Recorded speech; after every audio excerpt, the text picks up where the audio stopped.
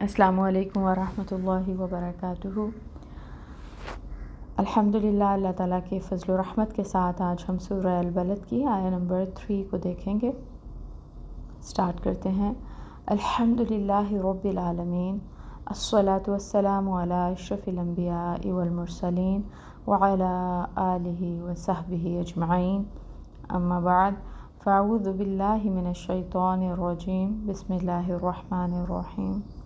رب اشرح لی صدری ویسر لی امری واحلل عقدۃ من لسانی یفقہوا قولی، آمین یا رب العالمین۔ آیہ نمبر 3۔ ووالدٍ، قسم ہے والد کی، وما، اور جسے، ولدا، اس نے جنم دیا۔ قسم ہے والد کی اور جسے اس نے جنم دیا، یعنی اولاد کی۔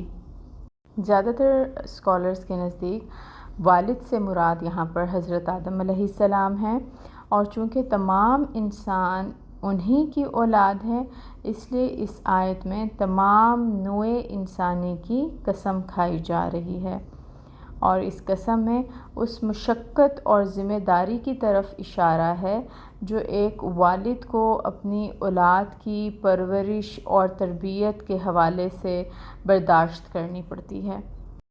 اب جو نیکسٹ آیہ مبارکہ ہے اس میں مقسم علیہ کا ذکر ہے، یعنی جس پر یہ قسمیں کھائی جا رہی ہیں، تو انشاءاللہ اس کو ہم نیکسٹ کلاس میں دیکھیں گے۔